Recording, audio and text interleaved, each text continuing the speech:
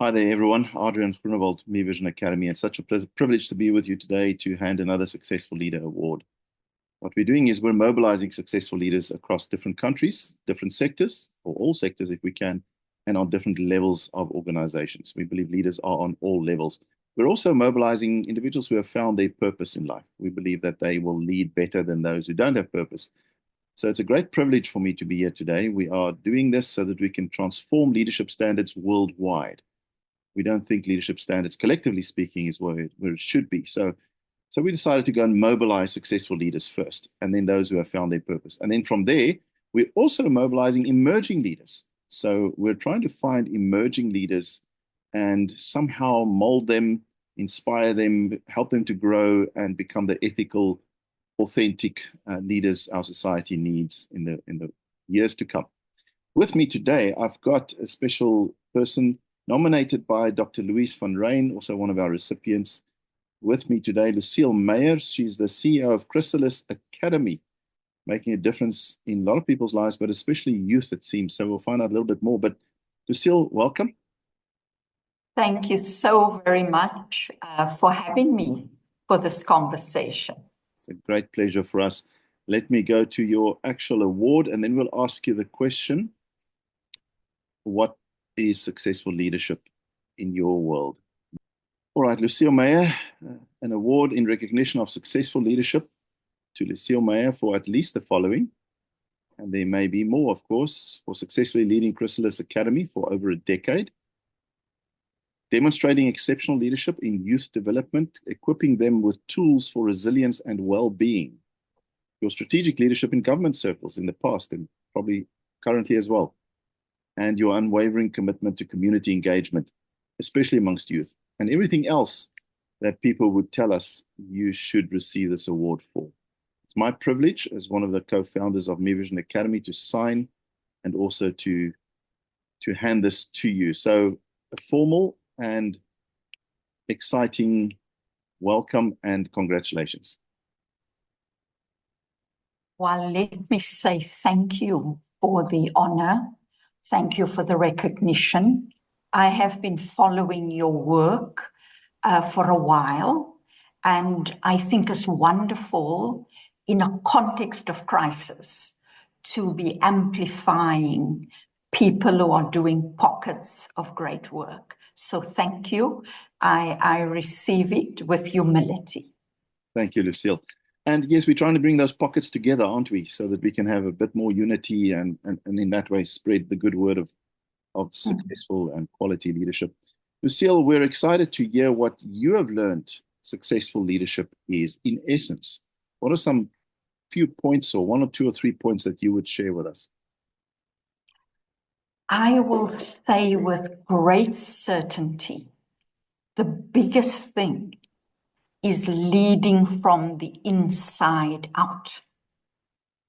I used to think in my younger days that leadership was about doing, implementing strategic vision, strategic plans. Leadership is about that. But the biggest thing about leadership is what I call the interior landscape of the leader. So for me, leadership now is more about how am I with people? How do I move within the institution? So it's more about my beingness than about what I'm doing. Okay. The second thing I've learned is that, yes, you require competency when you're leading. You need financial management. You need strategic envisioning, all of those.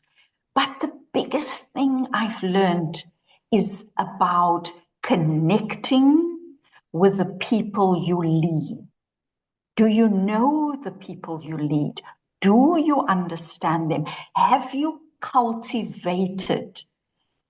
felt safety in the organization? Have you cultivated psychological safety within the organization so that people can feel free to talk to you, to approach you. So firstly, it's about leading from the inside out. Secondly, it's about connection. And the last thing that I've learned is that one's biggest tool as a leader is how you are role modeling what I call servant leadership. That's really the biggest thing. How do people see you leading what you espouse? How do they see you manifesting what you espouse? So it's the day-to-day role modeling of, Adrian, I believe, a different way of being in the world.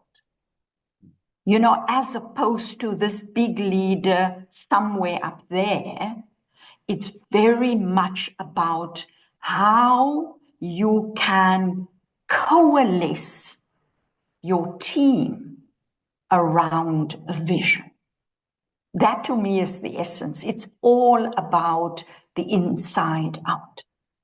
So that third one links very much with number one again, who I am, really. I mean, my being. So it's, if I may reflect back, it's who I am, not what I know or what I say. You know, those things matter to a small degree, but who I really am. And I'm guessing that would help me connect with people if I truly am a person of character and integrity, and I'm comfortable inside my own skin. I know who I am.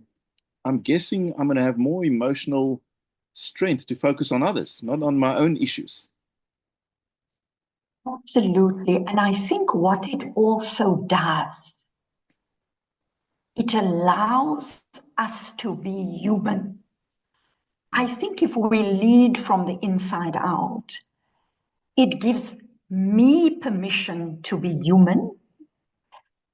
It gives me permission to be vulnerable.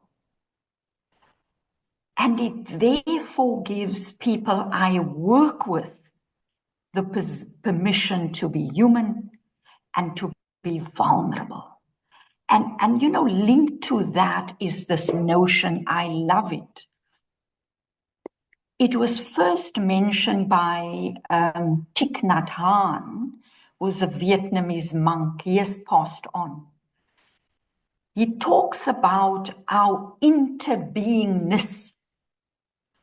You know, some people say how we are interdependent, but he talks about our interbeingness, that how we are all living organisms in an organization. We are connected to each other, we feed off each other, and we influence each other.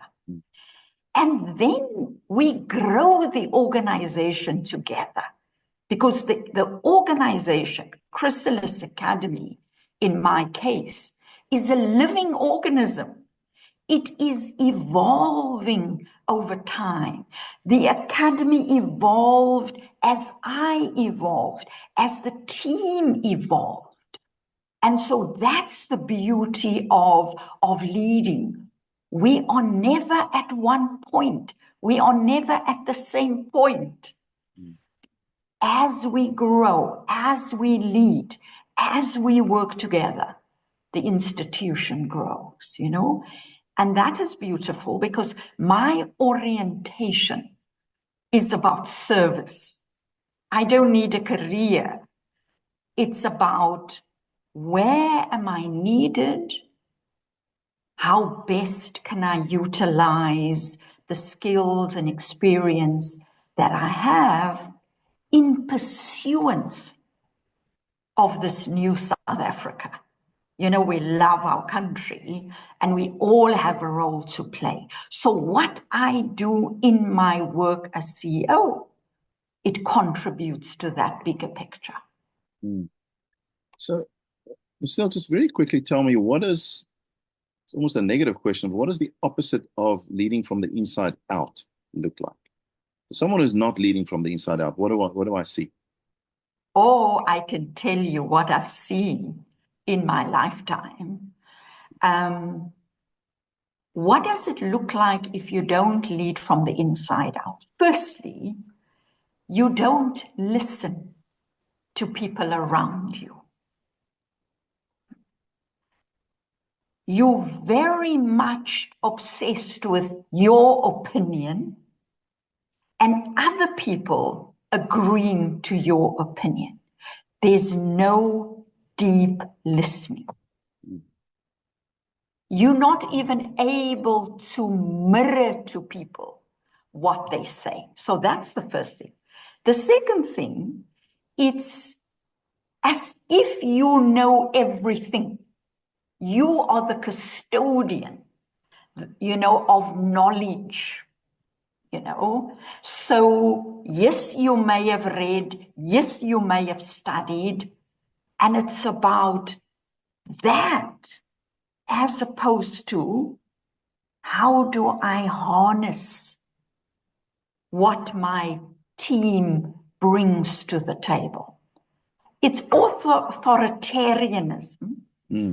If I don't lead from the inside out, it's almost imposing one's will. There's fear if I don't lead from the inside out. There's very much fear. And I've seen this in organizations, interestingly enough. And then, if I don't lead from the inside out, I've got no awareness of how to work with emotions that may arise in me. I've got no idea how to regulate even my emotions. I've got no idea of how my nervous system as a leader is impacting on the nervous systems of the people I read. I've got no way of reading a room if I'm not connected to my inner space.